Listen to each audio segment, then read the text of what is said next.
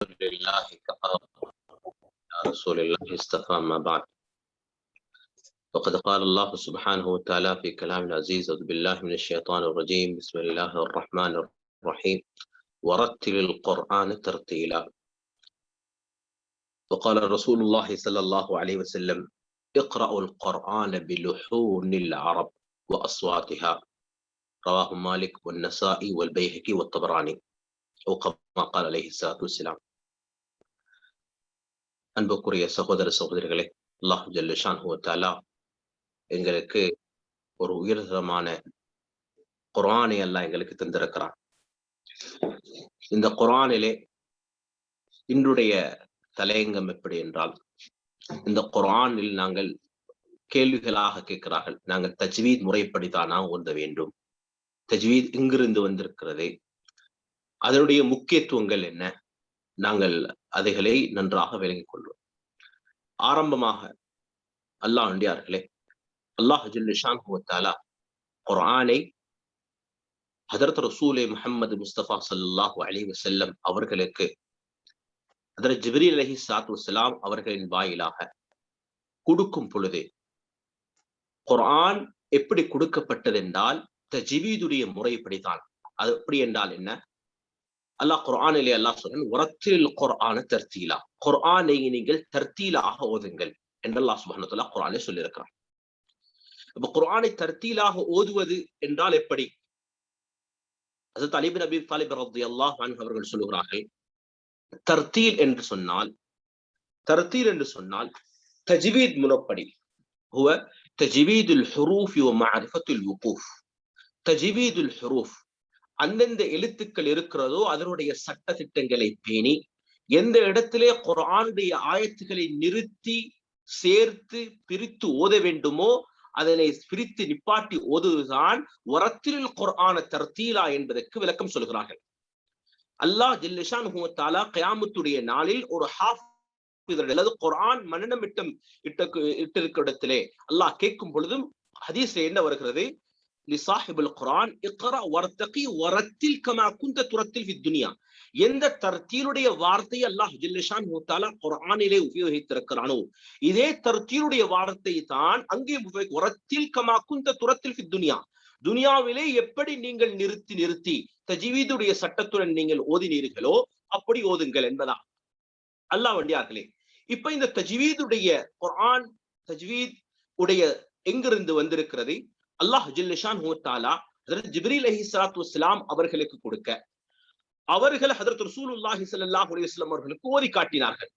அவர்கள் எப்படி குர்ஆன் சொல்லுவார்கள்? குர்ஆன் தலக்கி முஷாஃபஹத்தன், நேருக்கு நேராக எடுக்க வேண்டும், தல்கீனாக எடுக்க வேண்டும்.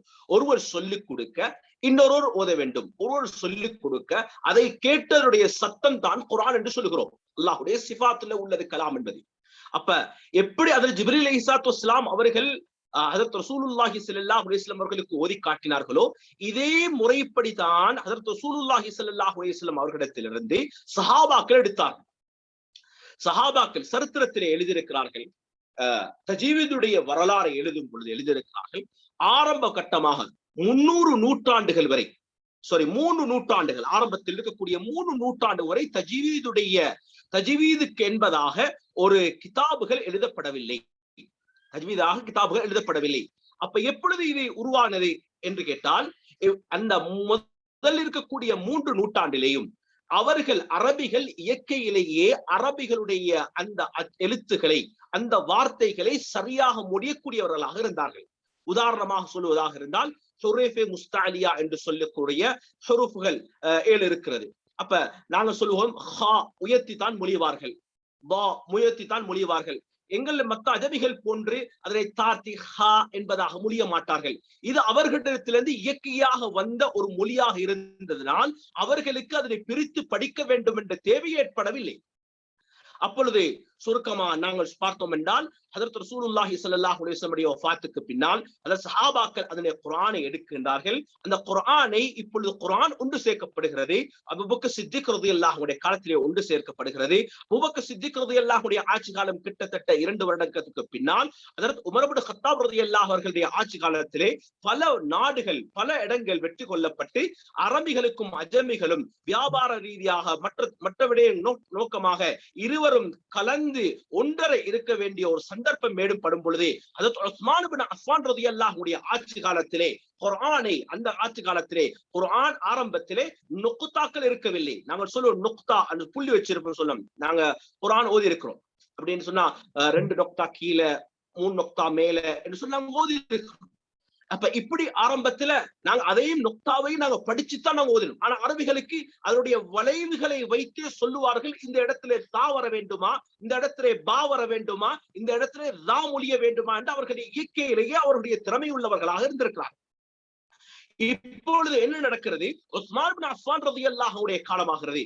காலமாகும் பொழுது குர்ஆனை அஜமிகள் அரபிகள் என்ற விதத்திலே குர்ஆனை பிழையாக ஓத ஆரம்பிக்கிறார்கள்.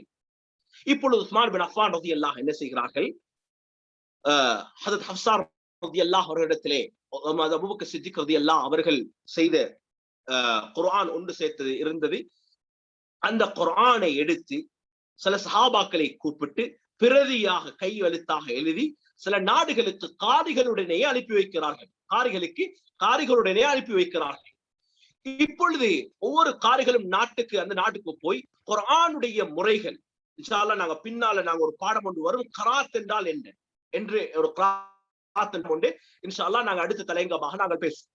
இப்ப குர்ஆனுடைய காரிகள் அங்க போய் எப்படி இவர்கள் அல்லாஹ்வுடைய நபி ஸல்லல்லாஹு அலைஹி வஸல்லம் நேர்க்காக இருந்து குர்ஆனை பெற்றார்களோ, எந்த சத்தத்தை பெற்றார்களோ அதனை குர்ஆனை அவர்களுக்கு ஓதி கொடுக்க ஆரம்பித்தார்கள்.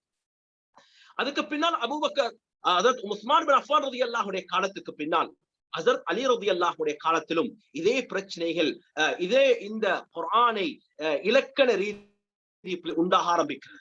ஹஜ்ரத் அபூபக்கர் ரலியல்லாஹு அவர்கள் அபு அஸ்அது துஅலி என்று சொல்லக்கூடிய ஒரு தாபிஈ அவர்களிடத்திலே சில நஹுடைய சொல்வார்கள் இலக்கண சட்ட திட்டங்கள் ஆரம்பமாக இலக்கண சட்ட திட்டங்களுக்கு அவர்கள் என்ற இந்த வார்த்தையை கொண்டு இலக்கண சட்ட திட்டங்களை நீங்கள் ஒன்று சேருங்கள் என்பதாக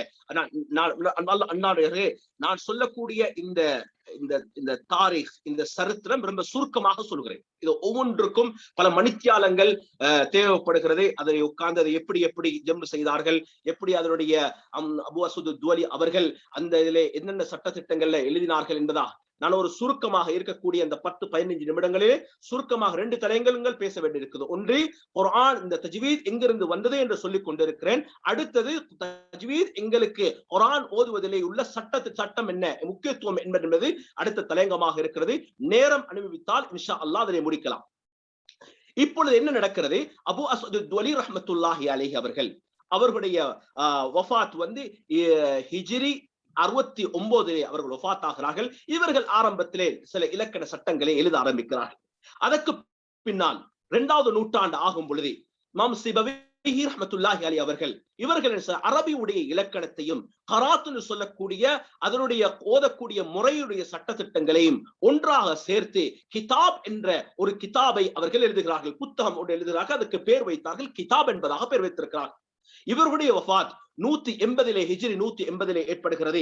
இதுக்கு பின்னால் அவருடைய வஃபாத்துக்கு பின்னால் அதுக்கு பின்னால் வந்தவர்கள் அபு உபைத் அல் காசிம் இப்னு சல்லாம் ரஹ்மத்துல்லாஹி அலைஹி இவர்கள் இந்த தொகுப்பிலேயே ஆக முக்கியமான இமாமாக இருக்கிறார்கள். இவர்களுடைய வஃபாத் ஹிஜ்ரி 224 ஏற்படுகிறது. இவர்கள் ஒரு கிதாப் எழுதுகிறார்கள், அல் ஜாமியா ஃபில் கிராஆத் என்பதாக கிராத்தோடு சம்பந்தப்பட்ட சட்டத்திட்டங்களை எழுதுகிறார்.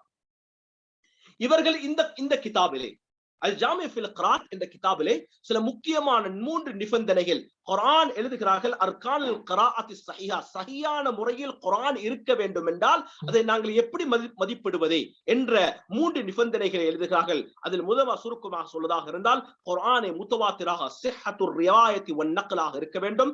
2வது முவாஃபகத்துல் ஹத்தில் முஸ்ஹஃபாக இருக்க வேண்டும். 3வது குவத்துல் வஜீஹ் ஃபில் அரபிய்யா, சுருக்கமாக நான் தர்ஜுமா செய்கிறேன்.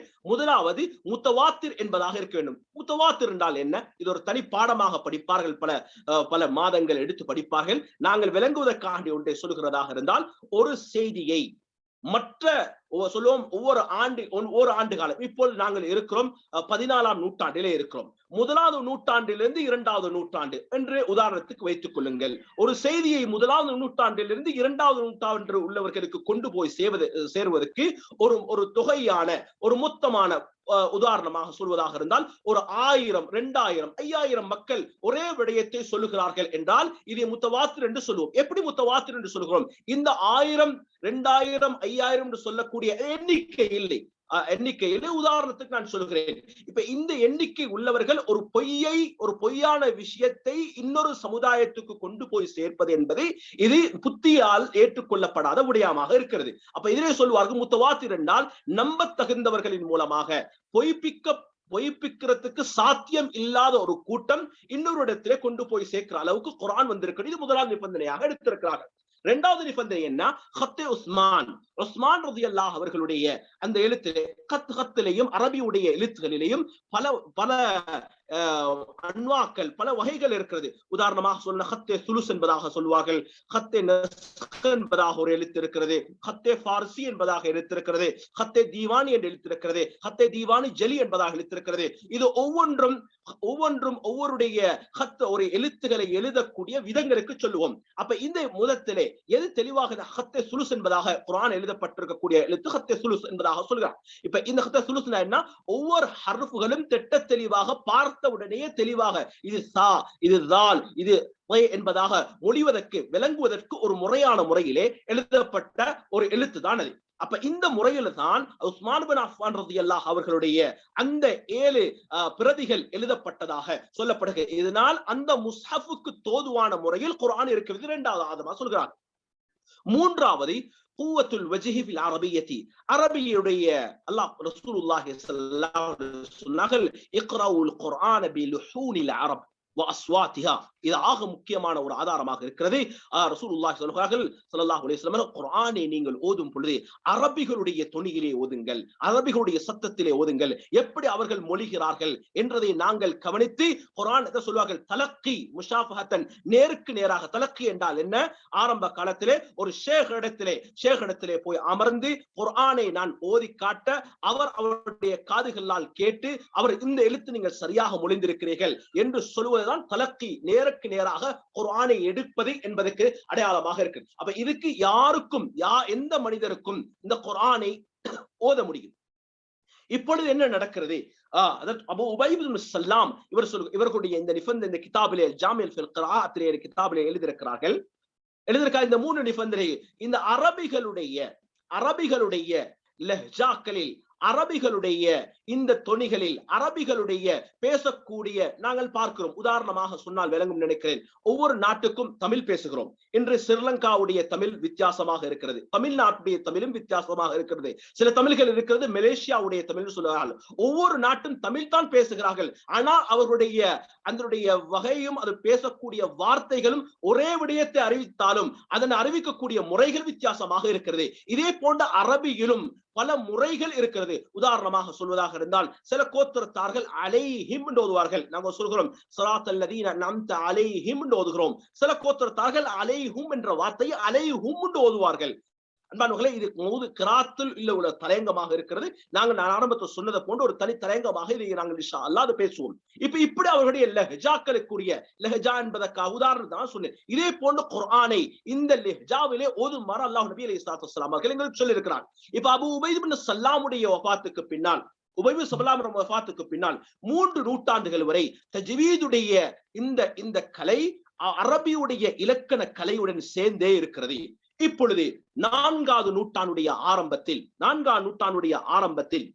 நாட்காண்டு அபு மஸாஹிம் என்று சொல்லக்கூடிய அல் ஹாகானி என்ற ஒரு இமாம் அவர்கள் ஒரு கிதாப் எழுதுகிறார்கள். அதை எழுதுகிற கஸீதத்துர் ராஇயா என்பதாக கிதாபுக்கு பேர் எழுதுகிற என்பதா ஒரு கவி அடிப்படையிலே கிட்டத்தட்ட ஒரு 52 கவி அடிப்படைகளே இது எழுதப்படுகிறது. ஹாக்கானியுடைய கிதாபில் அவர்கள் எழுதியிருக்கிறார்கள். இமாம் ஜஸீர் ரஹ்மத்துல்லாஹி அலைஹி அவர் சொல்கிறார்கள், முதலாக இவர்கள் தான் அந்த இலக்கண கிதாபில் இருந்து மக்கள் விளங்குவதற்காக வேண்டி மகாரிஜுல் ஹுரூஃப் வ ஸிஃபாத், அப்படி என்றால் எழுத்துக்கள் எங்கிருந்து வெளியாகிறது, எங்கிருந்து வெளியாக்க வேண்டும் என்ற அந்த நுணுக்கமான விடயத்தை ஒரு புத்தகமாக, தனி ஒரு கலையாக எடுத்து எழுதுகிறார்கள். அப்ப 3ஆம் நூற்றாண்டு ஆரம்பத்தில் ஹஜ்ரத் ரசூலுல்லாஹி ஸல்லல்லாஹு அலைஹி வஸல்லம் அவர்களிலிருந்து 4ஆம் நூற்றாண்டு வரையில் அவர்களுக்கு தேவைப்படவில்லை. அவர்களுடைய நாவுகளிலேயே அந்த தஜ்வீதுடைய சட்டங்கள் இருந்தது.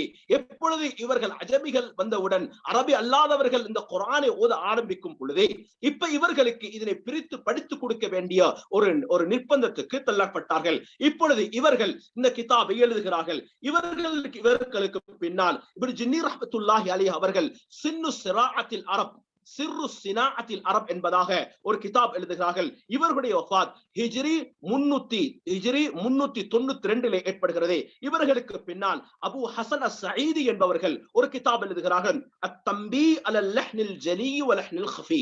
அன்பார்களே, இந்த இடத்துல விளங்க வேண்டும், ஒரு கிதாப் எழுதுகிறார்கள், லஹ்னே கஃபீ லஹ்னே ஜலீ. லஹ்னே கஃபீ என்று சொன்னால் பெரிய தெளிவான பிழை என்பதாகவும், லஹ்னே கஃபீ என்றால் சாதாரண பிழையாக எழுதுகிறார்கள். தெளிவான பிழை என்றால் என்ன அர்த்தம்? என்ன, நான் குர்ஆன் ஓதும் பொழுது உதாரணமா அன்அம்த என்றத அன்அம்து என்பதாக ஒருத்தர் பிழையாக ஓதுறார். இப்படி ஓதுறது ஹராம். இது சூரா ஃபாத்திஹா. அன்பானவர்களே, நாங்கள் ஏன் இந்த விடயத்தை நாங்கள் இப்படி பேசுறோம்னு சொன்னா, சூரா ஃபாத்திஹா திருத்தல்ல, சூரா ஃபாத்திஹாவை நாங்கள் பிழையாக ஓதுவோம் என்றால், புகாரில வரக்கூடிய ரிவாயத்து, லா ஸலாத் லிமன் லம் யக்ரா பிஃபாத்திஹத்தில் கிதாப், இமாம் புகாரி ரஹ்மத்துல்லாஹி அலைஹி வுஜூப் கிராஅத் என்பதாக ஒரு பாடத்தை கொண்டு வந்திருக்கிறார்கள். அல்லாஹ் வண்டியார்களே, நேரம் முடிந்து நெருங்குகிறது நினைக்கிறேன். ஒரு நிமிடங்கள் தான் இருக்கிறது. இன்ஷா அல்லாஹ் நான் இதை முடித்துவிட்டு இதனுடைய சரத்தை நான் முடிக்கிறேன். அப்போ பின்னால் அபு ஹுசைன் அஸ்-ஸஈதி ரஹ்மத்துல்லாஹி அலைஹி அவர்கள் ஒரு கிதாபை எழுதுகிறார்கள், தம்பி அலல் லஹ்னில் ஜலீ வ லஹ்னி கஃபீ என்பதாக கிதாப் எழுதும் பொழுது இப்ப இந்த கிதாபுகள் எல்லாம் ஒன்று சேர்க்கப்பட்டு மொத்தமாக தஜ்வீதுடைய கிதாப் என்பதாக 2 உலமாக்கள் சேர்ந்து செய்கிறார்கள். அர்-ரிஆயா லி தஜ்வீதில் குர்ஆன் வ தஹ்கீக் அல்ஃபாதில் குர்ஆன் என்பதாக இப்னு மக்கி ரஹ்மத்துல்லாஹி அலைஹி அவர்கள் எழுதுகிறார்கள். இப்ப இது எப்ப நடக்கிறது? ஹிஜ்ரி 439 இவர்களை வஃபாத் ஏற்படுகிறது. இவர்களுக்கு பின்னால் இமாம் ஜஸீர் ரஹ்மத்துல்லாஹி அலைஹி அவர்கள் ஷேகுல் குர்ரா என்று சொல்லக்கூடிய இமாம் ஜஸீர் ரஹ்மத்துல்லாஹி அலைஹி அவர்கள் இந்த கலையிலே மிகவும் ஒரு பெரிய ஒரு பாரிய ஹிதமத்தை செய்திருக்கிறார்கள். அல் முகத்திமத்துல் ஜஸரியா என்பதாக ஒரு கிதாப் எழுதப்படுகிறது. மாஷா அல்லாஹ், அந்த கிதாபுகள் ஹரத்தில் ஓதி குடிக்கப்படுகிறது. பல மதரசாக்களிலே பாடமாக்குகின்றார்கள். அதனுடைய எழுத்து வெளியாகக்கூடிய இடம், அதுக்கு பின்னால் அதனுடைய அஹ்காம் மீம் சாக்கினா, மீம் சாக்கினாவுடைய சட்ட திட்டங்கள், நூன் சாக்கினாவுடைய சட்ட திட்டங்கள். அன்பார்களே, இங்கே இந்த இடத்துல நான் நிறைய அரபி வார்த்தைகளை உபயோகிக்கிறேன். இது நான் ஆரம்பத்தில் சொன்ன மாதிரி நீண்ட நேரங்கள் எடுத்து விளங்கப்படுத்த வேண்டிய பாடம். அதனால இன்ஷா அல்லாஹ் நான் ஏன் இதனை ஞாபகப்படுத்துகிறேன், ஒரு கடைசி முடிவுக்கு நான் வரும்பொழுது இன்ஷா அல்லாஹ் ஒரு விடயத்தை ஞாபகம் வைத்துக் கொள்ளுங்கள். தஜ்வீத் என்பது இது புதிதாக உண்டாக்கிய கலை அல்ல. புதிதாக உண்டாக்கி ஹஜ்ரத் முஹம்மது முஸ்தபா ஸல்லல்லாஹு அலைஹி வஸல்லம் அவர்கள் எப்படி ஹஜ்ரத் ஜிப்ரீல் அலைஹிஸ்ஸலாம் அவர்கள் எடுத்தார்களோ அதே போன்று இன்று வரையில் அதே சத்தத்துடன் அதே தொனியுடன் எவ்வளவு மக்கள் பாதுகாத்திருக்கிறார்கள் என்றால், இஸ்மாம் ரோம் என்று சொல்லக்கூடிய இந்த வார்த்தைகள் எல்லாம் அரபி கலைகளில் இருக்கக்கூடிய வார்த்தைகள், அதனுடைய வகை அப்படியே ஒப்படைத்தார்கள். நான் இப்படி பார்த்திருக்கிறேன். அல்லாஹ்வுடைய நபி ஸல்லல்லாஹு அலைஹி வஸல்லம் அவர்கள் இந்த இடத்தில் ஓதும் பொழுது நாக்கை, அவருடைய உதடை இப்படி செய்திருக்கிறார்கள், இப்படி வைத்திருக்கிறார்கள், இந்த முறையில் ஓதிருக்கிறார்கள் என்ற அந்த அசைவுகள் கூட பாதுகாக்கப்பட்டு இந்த இடத்திலே அல்லாஹ் சுப்ஹானஹு வ தஆலா குர்ஆனை மிக தூய்மையாக இன்னா நஹ்னு நஸல்னா ذிக்ர வ இன்னா என்ற அந்த ஆயத்துக்கு ஆதாரமாக அல்லாஹ் கொண்டு சேர்த்திருக்கிறான். அல்லாஹ் இன்ஷா அல்லாஹ் அடுத்த தலையத்திலே நாங்கள் குர்ஆனை தஜ்வீத் முறைப்படி ஓதும் பொழுது எங்களுக்கு என்ன முக்கியத்துவம் என்பதை இன்ஷா அல்லாஹ் நாங்கள் அடுத்த சந்திப்பிலே சந்திப்போம் என்று சொல்லி இதை நாம் பேசின இல்முகளை அல்லாஹ் சுப்ஹானஹு வ தஆலா கிரகிச்சு மக்களுக்கு கொண்டு போய் சேர்ப்பதற்கு அல்லாஹ் தௌஃபீக் செய்வானாக. சுப்ஹானக.